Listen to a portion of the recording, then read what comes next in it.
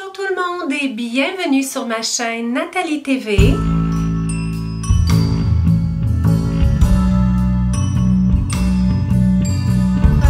Aujourd'hui, je viens vous partager un sujet que j'ai sur le cœur. Il y a tant d'autres vidéos que j'aimerais partager avec vous, mais aujourd'hui, ce sujet-là dépasse tous les autres. Donc, je me suis dit, bien, c'est parce qu'il faut que je le partage.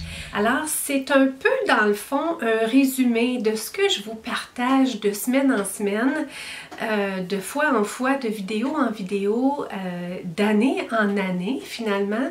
C'est un peu mon histoire à trouver mon style personnel. Pour moi, il y a une différence entre un style et la mode. Parce que c'est quelque chose là, que je m'approprie davantage, c'est de découvrir que la mode change. Hein? La mode change de saison après saison, d'année en année. Ça change constamment. Et on peut aller vers ça, c'est même agréable d'ajouter des choses à notre garde-robe, à notre boîte à maquillage, tout ça, des choses qui sont tendances, ça nous donne un petit coup de pep, tout ça. Mais dans les faits de la réalité, s'il fallait que toujours, qu'on soit dans ce mode-là d'adhérer à toutes les modes qui passent et qui partent, bien, on serait, nos poches seraient vides. Nos poches seraient vides, on serait, je pense, un peu moins équilibré dans les autres sphères de notre vie. On investirait toujours une somme d'argent, toujours à la même chose, à adhérer aux modes et aux tendances tout le temps. Ce que j'adhère plus, c'est plus de développer mon style, de trouver mon style, de faire des acquisitions de choses que je sais ou que j'espère, entre autres, qui vont être un investissement, qui vont me durer longtemps, que je vais aimer longtemps.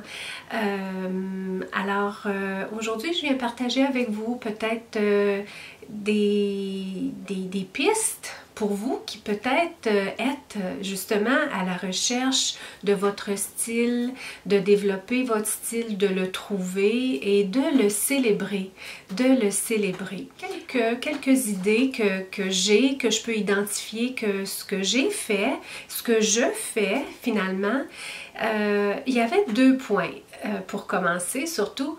Je pensais à qu'est-ce que je fais et j'ai comme eu un débat intérieur à dire, est-ce que je partage en premier d'être dans la gratitude? Tu sais, quand je me lève le matin, je le fais pas tous les matins, mais je m'en ressens rapidement quand je l'ai pas fait le matin, d'être dans un état de gratitude. Ça peut avoir l'air étrange, ça peut avoir l'air même peut-être bizarre pour certaines personnes de parler de gratitude, puis pour d'autres, ça peut peut-être être redondant.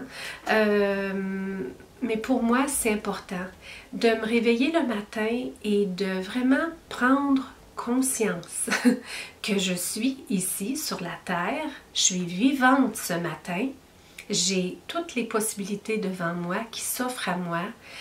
Pour moi, c'est énorme. Et pour moi, ça, c'est de la gratitude. Tu sais, de faire une première prise de conscience, de dire « Hey, je me suis levée, moi, ce matin. » Tu sais, c'est triste, mais il y en a plusieurs pour qui hier, c'était la dernière journée. Moi, je me suis levée ce matin. J'ai la chance d'être debout, d'être vivante avec la santé que j'ai aujourd'hui. Et pour moi, c'est un moyen pour moi de commencer ma journée. Elle va donner le ton au reste de ma journée si j'ai ces pensées-là profondes, là. Pas juste une petite pensée, dire « Ah oui, je suis dans la gratitude, merci pour la belle journée », tu sais, machinal, là. Non, c'est pas machinal, c'est vraiment un état de conscience, un éveil à la conscience qui dit « Hey, wow ». Et wow, je suis debout, moi, aujourd'hui, là. J'ai une journée de vie devant moi. pour ma part, hein, les gratitudes que moi j'ai dans ma vie. D'une part, oui, je me réveille, je suis debout, je suis vivante et j'ai la journée devant moi. Deuxièmement, j'ai mon mari à mes côtés qui est là, qui fait partie de ma vie, qui fait partie de mon quotidien. J'ai mes enfants. Ensuite, ça s'étend plus grand que ça. Tout le monde est en santé. C'est extraordinaire. Et j'ai des biens matériels aussi que je possède. Alors que ce soit grand ou petit, tout dépendant toujours qui regarde et à qui on se compare, je peux me comparer à d'autres puis me dire ben, j'ai très peu de choses rendues à mon âge, ou peu importe. Ou je peux me comparer à d'autres et puis me dire j'ai beaucoup plus que les autres. Ça, c'est tout l'ego qui parle. Juste être reconnaissant pour les biens matériels que je possède. Même si je n'avais pas ces biens matériels-là, je serais la même personne. Ça, je pense vous l'avoir partagé. Je serais exactement la même personne. Je n'ai pas besoin, moi, de biens matériels. J'en ai besoin très peu même. Je suis capable de vivre avec très peu. Et tout le reste, c'est un peu comme pour jouer. Pour jouer à la vie, pour m'habiller, pour m'amuser, mais c'est pas essentiel pour moi. Pour certaines personnes, ça peut occuper une place plus essentielle, vraiment l'image qu'on projette sur le monde.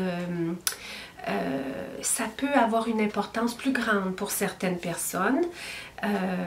Pour ma part, ce n'est pas une grande importance. Comme je vous dis, c'est vraiment tout un jeu.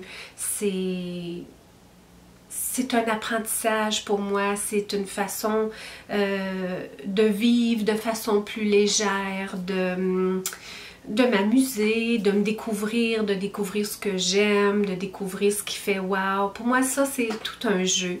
Et c'est un jeu que je viens partager avec vous, mais en partant, je pense que mon premier atout, c'est vraiment la gratitude. Ensuite, il y avait l'autre sujet que je me disais, si je viens partager ce sujet-là, il va certainement et assurément y avoir des gens qui peuvent se dire ouais, c'est bien beau ça, développer un style, se développer son style, tout ça, mais ça prend de l'argent. Ça prend de l'argent pour faire ça. Et oui, j'avoue que oui, l'argent mène le monde et trop souvent, on a laissé l'argent mener aussi. C'est-à-dire qu'on n'a pas pris les rênes sur notre situation financière et puis on a laissé tous les éléments extérieurs venir prendre les rênes de notre situation financière. Alors, c'est un petit sujet que j'amène ici et là, tranquillement, de temps en temps, mais ça fait partie vraiment intégrale de qui je suis, qui je deviens de plus en plus. Et je vous dirais que je ne suis pas devenue qui je suis du jour au lendemain, mais un moment vraiment tranchant que je pourrais vous dire où j'ai pu vraiment toucher à cet aspect-là de moi, je vous dirais que c'est il y a à peu près 5 ans. Parce qu'il y a 5 ans, j'ai fait l'acquisition de ma voiture que j'ai dans le moment, qui est une Volvo familiale que j'aime beaucoup, qui nous a rendu grand service. C'est une voiture qui a été dévouée vraiment à la famille, aux activités, aux déplacements. Zachary aimait beaucoup faire du ski, je l'ai accompagné beaucoup en ski. La Volvo était parfaite pour tout l'équipement de ski, tout ça. Récemment aussi, récemment, ça fait quand même un temps, là, mais Zachary avait pris ma voiture comme nouveau chauffeur. Elle est d'excellente qualité, la Volvo. Elle nous a rendu bien service. C'est un excellent choix que j'ai fait. quand je l'ai acheté, puis je voulais venir partager ça avec vous parce que quand j'ai fait ce choix-là il y a 5 ans d'acheter la Volvo, c'était toute une décision, c'était un choix très réfléchi.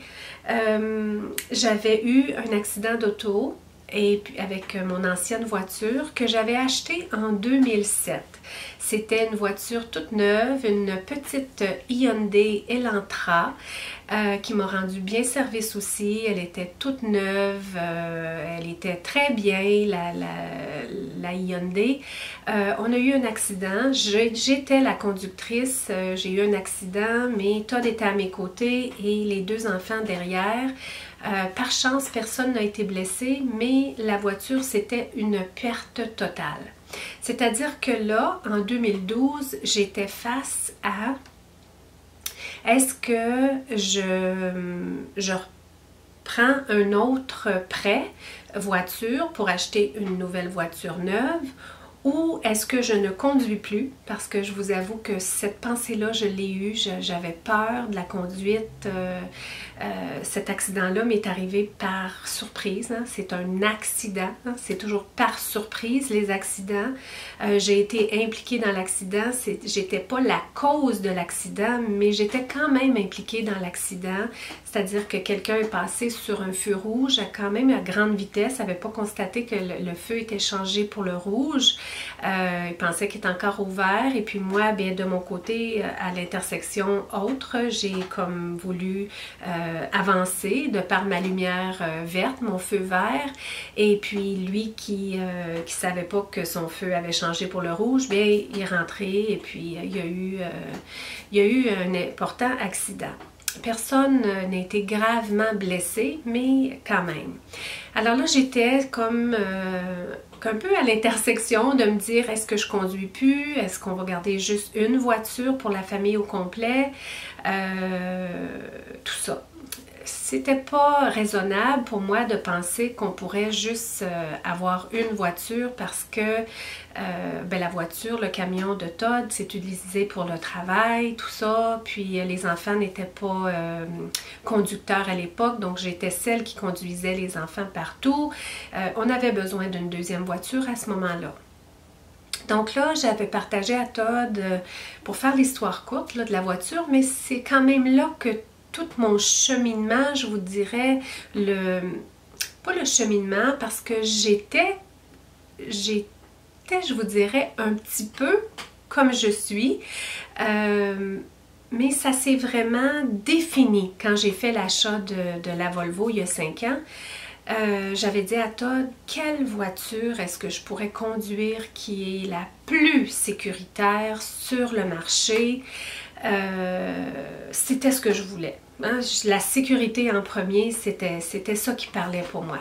Todd a fait des recherches, tout ça, puis il est venu avec la Volvo, bien que la Volvo n'était pas dans un barème budgétaire possible pour nous. Quand je parle barème budgétaire, c'était de faire l'achat d'une Volvo neuve en 2012. Alors, on a eu l'idée de peut-être acheter un véhicule plus haut de gamme, dont une Volvo, mais usagé. C'est-à-dire avec quelques années d'usure, tout ça. J'étais très consciente que le prix était pour être à peu près le même que si j'achetais une voiture de gamme moyenne, toute neuve, sortant du garage du concessionnaire, jamais conduite par personne, toute neuve. Mais j'avais comme le goût de plus, j'avais comme le goût de différent. Les voitures régulières, de gamme régulière, bien, ce qui se passe partout. Partout, je ne l'invente pas, je le vois partout. On achète une voiture et puis de 3 à 5 ans plus tard, il est encore temps de la changer. C'est-à-dire qu'on n'arrive jamais au point de posséder, d'appartenir totalement à notre véhicule. Il est toujours partiellement appartenu par la banque, par le concessionnaire. Puis là, on fait des paiements, des versements mensuels, tout ça, pendant de 3 à 5 ans. Et quand ça arrive tout près de la fin, bien là, on échange la voiture et on recommence avec des nouveaux versements, tout ça. Donc, on est toujours dans des paiements, des versements de tous les mois, de toutes les années de notre vie.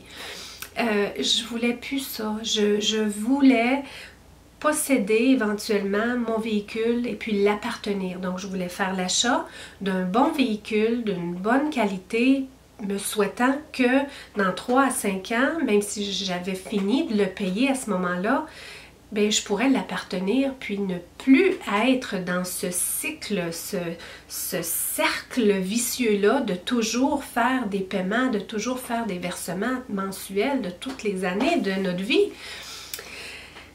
Alors, je suis allée de l'avant et puis j'ai fait l'achat d'une Volvo usagée. Elle avait 5 ans quand je l'ai achetée. C'était une 2007 et je l'ai achetée en 2012. Elle a fait « wow » dans toutes mes cellules quand je l'ai vue, de par l'intérieur luxueux, tout en cuir beige. La peinture à l'extérieur, elle était brillante. Pour moi, c'était comme si j'achetais un véhicule neuf.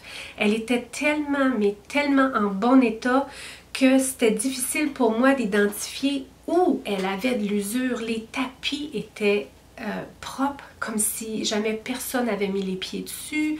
La peinture était étincelante, tout était propre, il n'y avait rien de brisé. Je veux dire, je ne pouvais pas lui trouver un seul défaut. Si on regardait de très près, on pouvait voir un petit peu d'usure, mais très peu.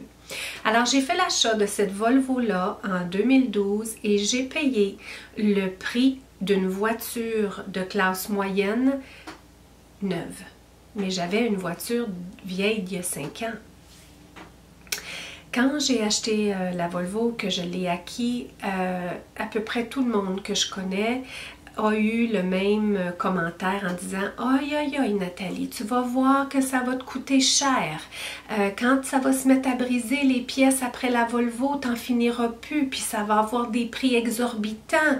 Ça coûte cher faire réparer des Volvo, ça coûte cher les pièces de Volvo. » Une chance que j'en avais pas parlé parce que les commentaires de gens, quand même qui étaient des gens près de moi, des gens en qui j'avais confiance, pour certaines personnes c'était même des spécialistes de garage, des garagistes, qui ont tous eu le même commentaire.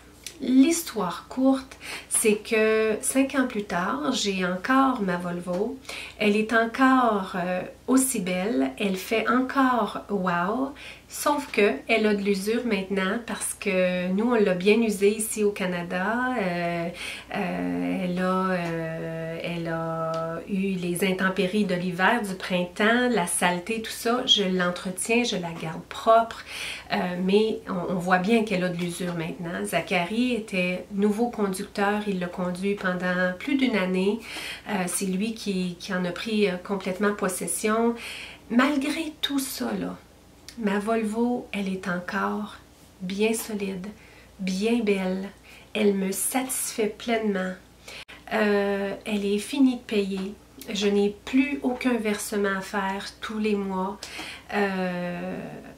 Dans le dernier 2 ans de mon prêt d'auto, je me suis mise à faire des paiements plus élevés pour finaliser au plus vite mon engagement avec la banque pour ne plus avoir de dette. C'est-à-dire qu'aujourd'hui, ma Volvo, je mets de l'essence dedans, je mets quelques petites réparations, oui, d'entretien, mais sans plus.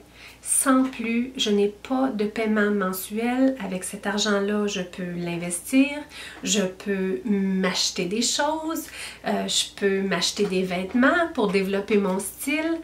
Je n'ai plus de dette par rapport à mon véhicule et je suis certaine que ma Volvo, en prenant soin, je vais la garder encore minimum un autre bon 5 ans.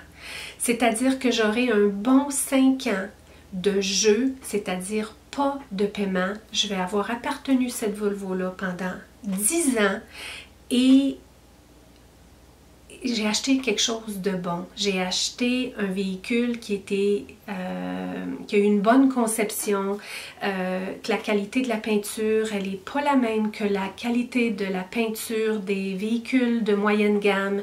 Ma Volvo, elle brille. Elle brille, la peinture n'a pas perdu sa brillance. L'intérieur, c'est tout du cuir. Je veux dire, les pièces, elles sont de conception meilleure aussi. Oui, il y avait un plus grand prix, mais en choisissant de la prendre avec 5 ans d'usure, j'ai été capable d'arriver dans mon budget personnel, mais c'est un choix que j'ai fait. J'aurais pu, comme je vous disais, aller acheter une voiture toute neuve ou acheter une voiture vieille d'il y a 5 ans. Mais j'ai opté pour la qualité au lieu de satisfaire mon besoin d'appartenir du neuf, malgré que pour moi c'était tout comme si elle était neuve, elle était tellement belle. La qualité des choses en touchant les choses à l'intérieur, c'était pas pareil du tout. Longue histoire, je voulais faire ce partage-là parce que je vous dirais qu'il y a 5 ans, cette expérience-là m'a fait davantage réaliser que la qualité, elle existe. Faut analyser parce que elle n'est pas partout, la qualité. Naturellement, c'est pas parce qu'on paye cher pour quelque chose que ça veut automatiquement dire que c'est de qualité. Il y a des recherches à être faites, tout ça. Mais c'est un peu comme ça maintenant que je vais vers mes choix. Je réfléchis avant de faire mes achats beaucoup plus qu'avant. Je ne vais plus avec la norme. Tu sais, il y avait aussi que dans ma famille, jamais personne n'a appartenu une Volvo. Tu sais, c'est une voiture ici au Canada qui est dite plus luxueuse. Alors, qu'est-ce que les gens allaient penser? Tu sais, Nathalie s'achète une Volvo, mais Nathalie a payé le même prix pour sa Volvo que si elle avait acheté une Hyundai Elantra. Donc, tu sais, parfois, on va regarder les gens d'une telle façon, pensant que, mais finalement, on ne sait pas tout, hein. Et ben, c'est un choix que j'ai fait malgré peut-être certains regards, certains jugements, certaines peurs aussi que les gens me partageaient. Tu vas payer cher, tu vas voir, ça coûte cher des autos importées, et puis tout ça. Donc, je ne suis pas rentrée dans ce jeu-là, je suis pas rentrée, j'ai pris ma décision avec Todd, naturellement, tout ça, puis on est allé de l'avant. J'avais le sentiment que j'allais être en sécurité, non seulement, oui, mais j'avais aussi le sentiment que je venais d'acheter quelque chose de bon et que j'allais peut-être le garder plus longtemps que les autres véhicules. Je voulais plus être dans ce cycle-là de toujours être à paiement, à paiement, à paiement. Donc, c'est un peu ça qui a comme commencé le cheminement, je vous dirais. Le cheminement, il était là, les goûts, ils étaient là, mais je passais peut-être pas à l'action et j'ai passé à l'action avec mon véhicule. Ensuite, ouais, c'est ça. Alors, tu sais, je vous ai partagé un petit peu là, que ma mission à un moment donné était de vraiment me libérer de toute dette. Tu sais, j'aurais pu continuer mes paiements de Volvo, justement, puis étirer ça jusqu'à 5 ans comme il faut, et puis dire, ben ça me coûte tel petit montant pour mon prêt véhicule, donc je vais l'étirer comme ça pour les prochains 5 ans. Non, je voulais éventuellement ne plus avoir de dette du tout. Donc, tout l'argent que je pouvais récupérer, je la mettais à la fin, là, c'était juste le paiement de voiture qui me restait à faire parce que j'avais libéré toutes les autres petites dettes qu'on avait, puis qui étaient là des fois par mauvaise habitude d'avoir des dettes à gauche, à droite, tu sais, de faire peut-être l'achat d'un micro-ondes et puis le mettre sur le compte du magasin de meubles, puis faire l'achat d'un réfrigérateur, puis le mettre sur le compte. C'est juste de changer la mentalité. Je vous parle pas d'argent tout au long de la vidéo, mais c'est, selon moi, la gratitude et l'argent, c'est gros. L'argent, c'est gros dans notre société, puis je voulais en parler un petit peu plus. Alors, j'ai choisi de payer toute la Volvo au complet. Alors là, je n'ai plus de dette, c'est-à-dire qu'on a le coût de la vie qui coûte, mais de dire que quand on fait l'achat de quelque chose, on ne fait pas l'achat de quelque chose à crédit. Ça, c'est comme ça. Dans le moment, on peut se le permettre et puis on fait nos choix par rapport à ce qu'on peut se payer comptant. Donc, ce que je voulais dire avec tout ça, c'est que avant, oui, de commencer à dire, voilà, je veux investir dans mon style personnel, comment trouver mon style personnel, mais moi, je vous dirais de commencer avec une surface propre. C'est comme une surface de travail. Quand on veut commencer un beau repas, à préparer un beau repas, bien, c'est important que les comptoirs soient libérés, c'est important que la vaisselle soit rangée, que la vaisselle soit propre, qu'on travaille avec une cuisine propre si on veut préparer un beau repas. C'est la même chose pour n'importe quelle chose qu'on veut préparer. Si on veut préparer, de développer notre style davantage, bien, commençons avec une surface propre, le plus propre possible, c'est-à-dire peut-être libérer certaines dettes qui sont là, qui amènent une lourdeur, qui font en sorte que quand on fait des choix pour s'acheter par exemple un pantalon, et puis qu'il y a un un pantalon qui coûte 20 $, je vais parler de chiffres ici, je superflue comme ça, et qu'on aime, qui est correct, qui satisfait le besoin du moment. On a besoin d'une nouvelle paire de pantalons, 20 $, bon, ça règle le coût. Est-ce qu'on l'aime? Est-ce qu'on l'adore? Est-ce que ça fait wow? Probablement pas, mais c'est un pantalon. Tandis qu'il y a l'autre pantalon qui, wow, quand on le regarde, on le touche, on voit la qualité du tissu à l'intérieur, on ouvre à l'intérieur, on voit toutes les belles surpiqûres, comment il a été conçu, tout ça. Le pantalon, il fait wow, mais hey, bien trop cher. Donc, on va aller avec le pantalon de 20 $. Donc, on vit notre vie toujours comme ça. On n'appartient jamais des choses qui font wow. Quand on s'habille, ça fait jamais wow. Ça fait jamais wow finalement. Parce qu'au bout du compte, on se crée des dépenses. On achète ce pantalon-là à 20 $ qui n'aura jamais fait wow et qui peut-être, dans quelques mois, ne sera plus bon. On va prendre ça, c'est comme jeter 20 $ aux poubelles. On va en acheter un autre qui ne fera pas plus wow lui non plus, mais on en achète un autre. Donc, à un moment donné, on réalise que peut-être sur une période d'une année ou 2 années, si j'avais acheté le pantalon qui fait wow, je l'aurais encore, puis il ferait probablement encore wow, un peu comme ma voiture. Je vous dis, chaque fois que j'embarque dans ma voiture, elle fait wow. Elle fait wow. J'ai de la gratitude à chaque fois que j'embarque dedans. Pas quand j'embarquais dedans, quand Zacharie s'en servait puis qu'elle était sale, ça faisait pas wow. Mais maintenant que je l'ai repris, tout ça, que j'en prends soin, ça fait wow à chaque fois. Donc, comment faire pour se rendre à ça? Ben, c'est comme commencer par laver le comptoir, là. Vider, commencer sur une surface propre. Essayez peut-être pour un bout de temps de ne pas faire d'achat, user ce qu'on a, utiliser ce qu'on a, puis payer de nos dettes, se libérer pour éventuellement être capable de faire des acquisitions qui font wow. Ouais, ça c'était pour l'argent. C'était ce que je voulais apporter au niveau de l'argent. Comment faire pour arriver à ça, de ne pas faire d'achat, puis de ne pas embarquer dans tout le mouvement? Pas facile, non. Je vous dirais que c'est de ne pas se laisser distraire. Je vais prendre l'exemple ici sur YouTube. Bien souvent, on va visionner des vidéos, des capsules de gens qui font des partages de choses qu'ils ont acquis, qui ont acheté, une telle mode, une telle affaire, tout ça.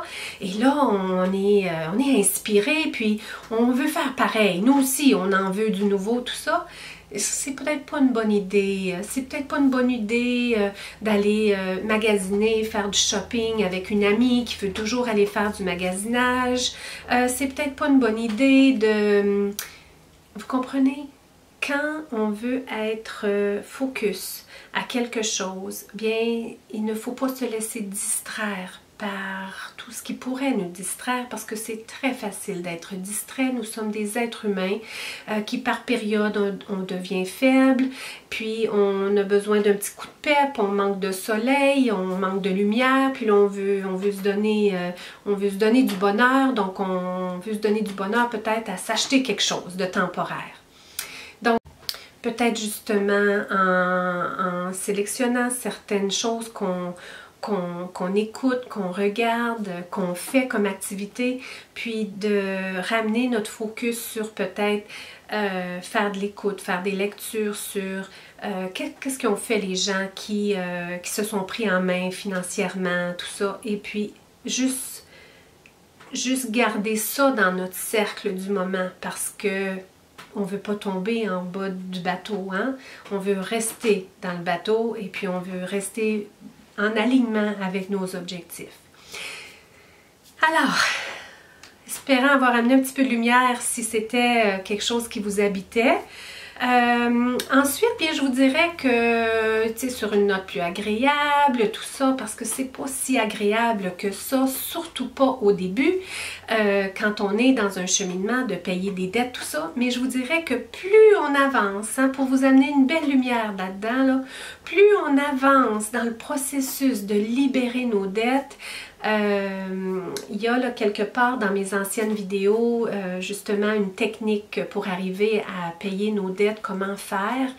Je vous la mettrai là en lien soit avec le petit i en bas que vous pourrez la visionner, elle est encore d'actualité naturellement. Mais c'est ça, c'est quand on arrive là, à payer nos dettes une après l'autre, et puis comme moi, là, quand je suis arrivée à ma dernière, qui était ma voiture, bien, inévitablement, je l'apprécie tellement ma voiture parce que j'en prends soin, parce que j'ai mis beaucoup d'efforts à la payer, toute l'énergie était centrée vers ça. Tu sais, plus on donne d'attention à quelqu'un, à quelque chose, plus on l'aime. Alors, c'est un peu ce qui est arrivé pour moi. Alors, il y a de la motivation là-dedans. On vient tellement motivé de dire « Hey, une dette de payer, une autre dette de payer, la plus petite est payée. » Là, on augmente avec la plus grosse. C'est pour ça que moi, j'avais fini avec ma voiture. Mais de commencer par toutes sortes de petites dettes, là, des petites affaires à gauche, à droite. Là. Libérer ça une après l'autre et puis terminer avec ce qu'il y a de plus gros.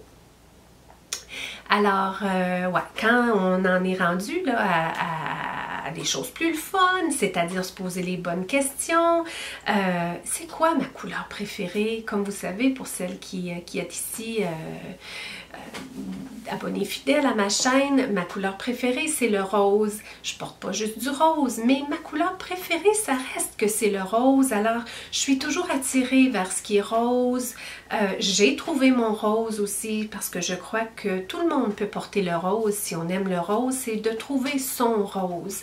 Hein? Dans la palette de couleurs, il y a les roses froids, il y a les roses chauds. Oui, je vous dois une vidéo sur le sujet, elle s'en vient.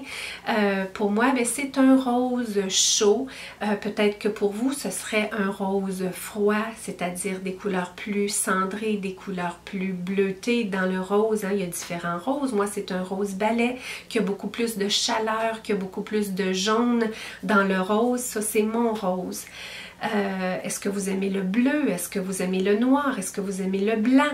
Alors, trouvez un peu comme les enfants, à l'image des enfants, c'est quoi ma couleur préférée? Trouvez nos préférés. Je ne vous dis pas d'appartenir tout dans la même couleur, mais ça aide tranquillement à identifier ce qu'on aime, ce qui éventuellement a de la valeur pour nous, ce qui est important pour nous. Donc, de trouver sa couleur préférée, ses couleurs préférées. Hein? Un petit peu plus loin, on peut aller avec nos couleurs plus préférées. Comme moi, j'ai identifié plusieurs de mes couleurs préférées, dont le camel pour l'automne-hiver, Tu sais, parlant de ce chandail-là, ben, c'est un chandail que je me suis acheté il n'y a pas très longtemps, comme vous avez vu dans mes dernières acquisitions.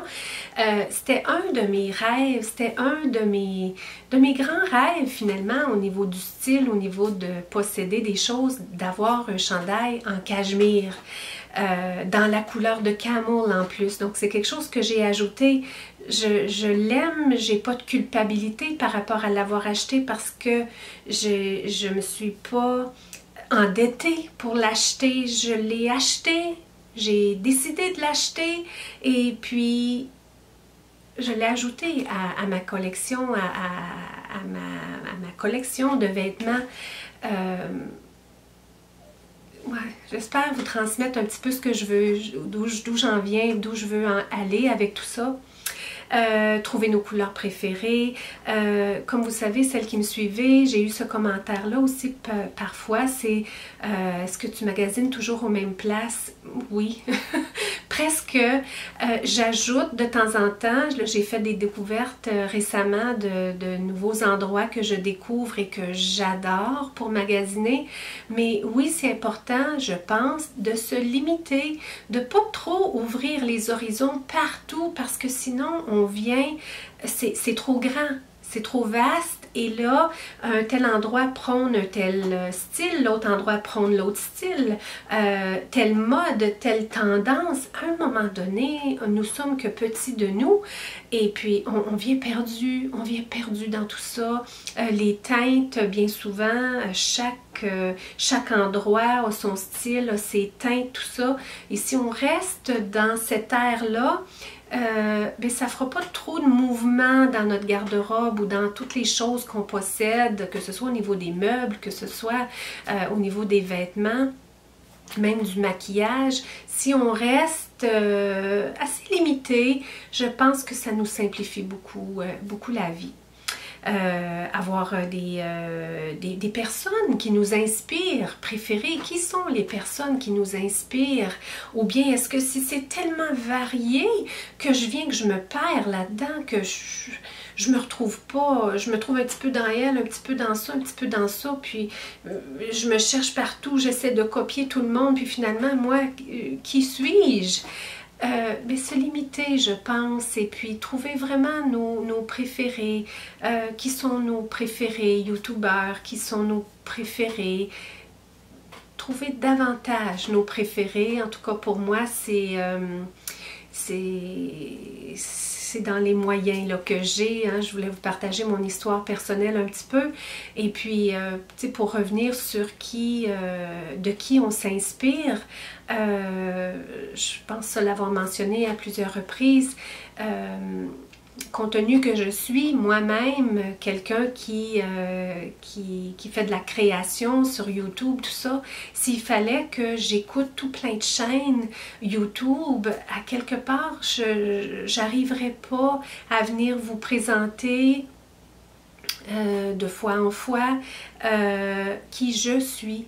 Je pense que je deviendrais perdue à écouter à gauche, à droite. Je viendrais que je me remettrais en doute.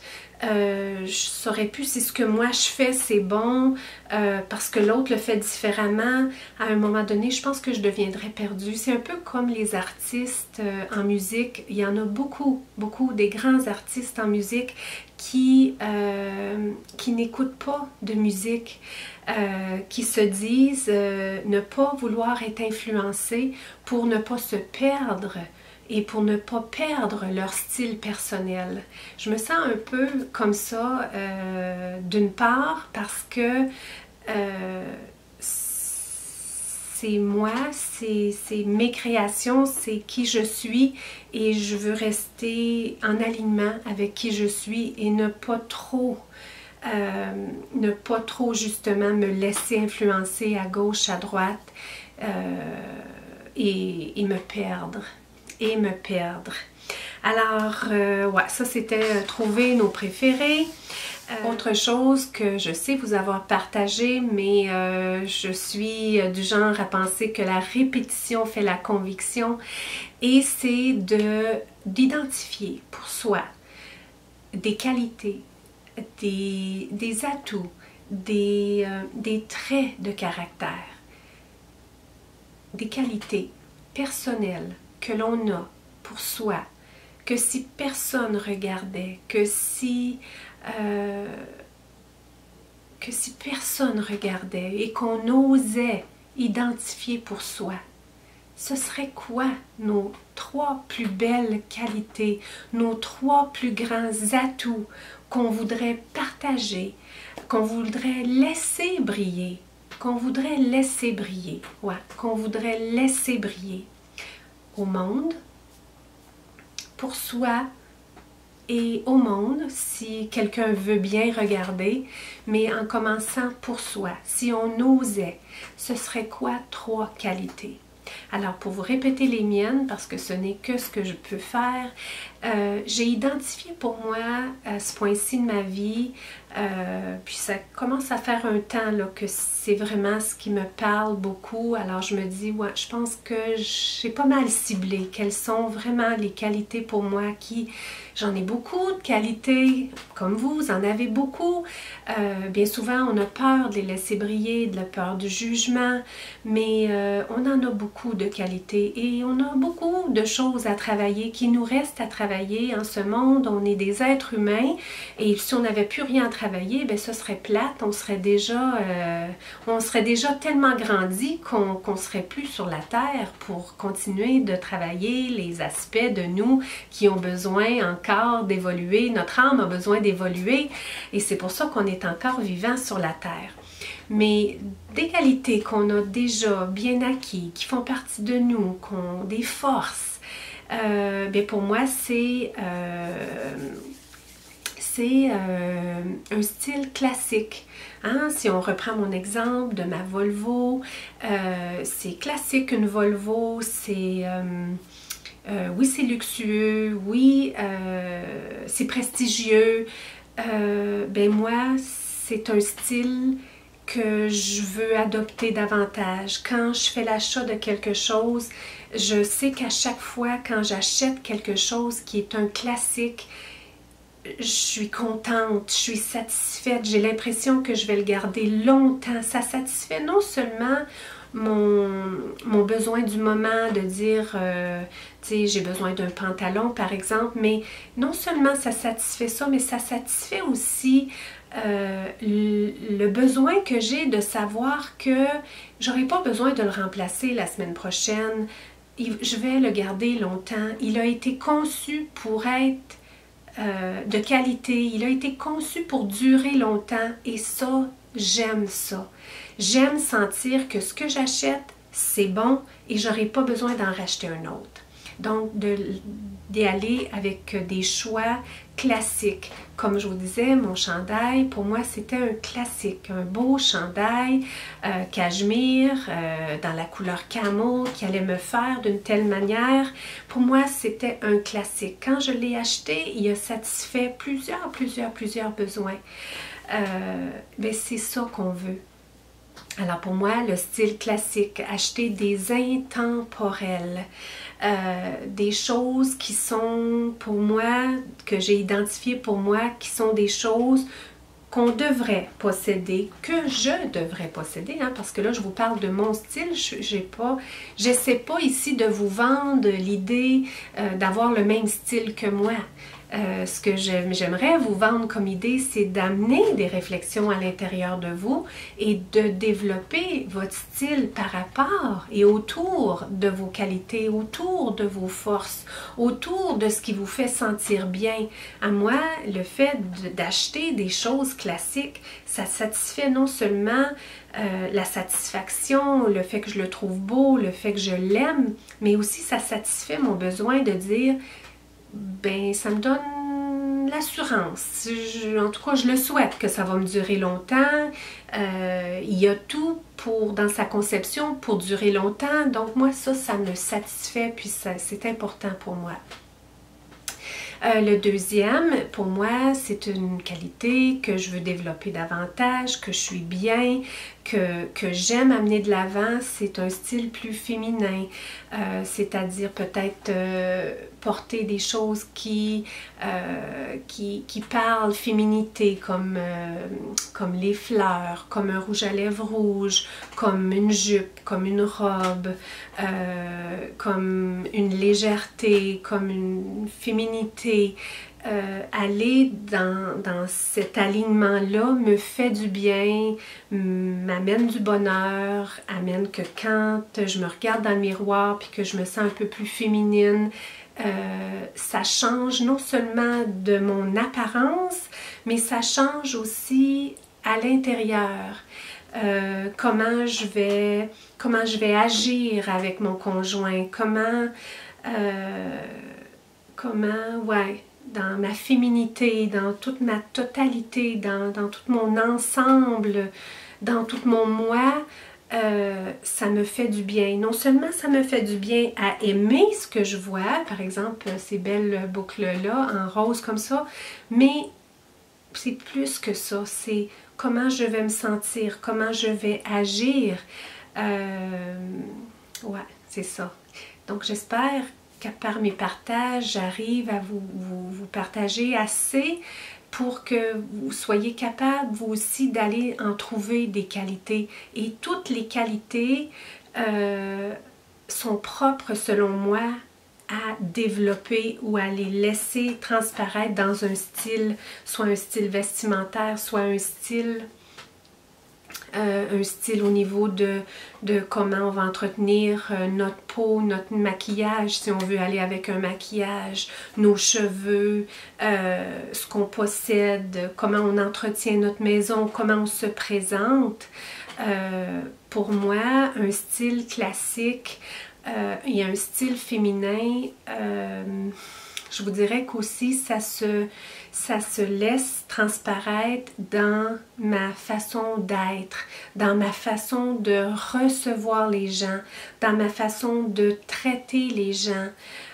J'aime beaucoup retourner à la base dans tout au niveau de l'étiquette.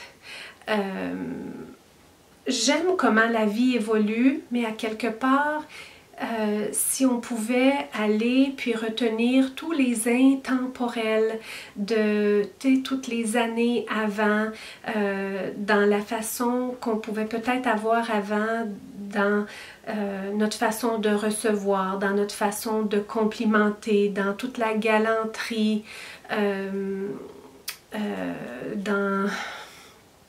dans toute notre hospitalité aussi, de comment faire sentir quelqu'un bien quand on la reçoit chez elle, chez soi. Tout ça, c'est très très large, très large, et je pense que plus on identifie de qualité pour soi, plus ça va se refléter dans toutes les autres sphères de notre vie, non seulement juste comment je m'habille.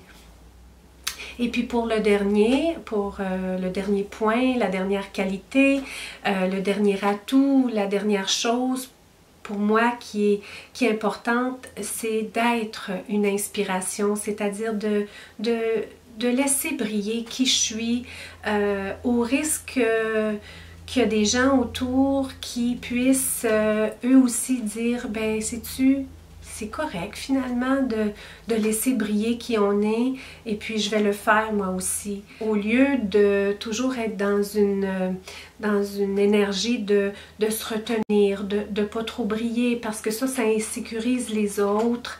Non.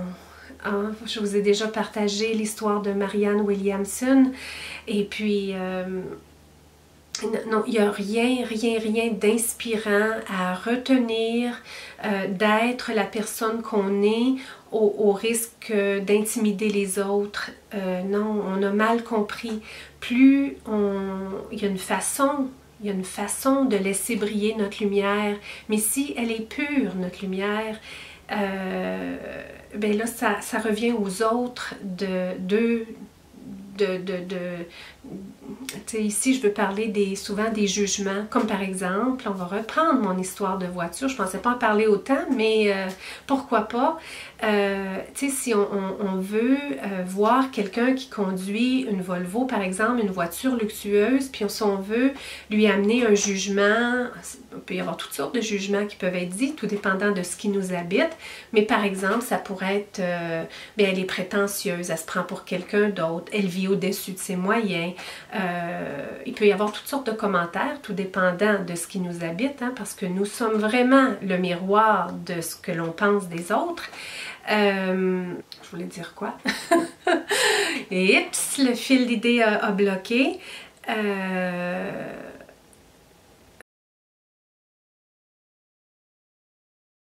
C'est ça, au risque que les autres pourraient nous juger, mais si les gens ont ça à l'intérieur d'eux, ben là, ça appartient à eux de gérer ça. Mais les autres qui ont besoin d'inspiration, qui ont besoin de briller, qui n'en peuvent plus d'être pris dans leur corps, dans leur personne, puis de toujours vivre de peur, de blesser les autres, non. On peut être une inspiration si on laisse notre belle lumière briller, et puis plus on brille, plus ça incite les autres à briller, plus les autres brillent, plus ils incitent à être eux aussi une inspiration pour les autres. Alors, ma pile me dit que je vous ai parlé assez longuement. Je pense avoir encore une fois amené de la lumière sur le sujet. J'espère que ça vous aura amené une petite lumière quelque part, un message que j'ai dit quelque part. Je vous remercie énormément d'avoir pris le temps de m'écouter, d'avoir reçu ce que j'avais sur le cœur aujourd'hui, comme vous le faites si bien et tout le temps. Je vous apprécie beaucoup, toutes celles qui êtes là à mon écoute. Je vous invite à me retrouver dans une prochaine vidéo très prochainement. Ça va me faire plaisir de vous lire en barre des commentaires au bas sur vos sentiments du moment. Et là-dessus, bien, n'oubliez pas de me laisser un petit pouce j'aime si vous avez apprécié et de vous abonner à ma chaîne pour être avisé à chaque fois de quand je place des vidéos en ligne. Et visez, la pile est fatiguée et Nathalie commence à avoir la langue qui fourche. Sur ce, merci beaucoup.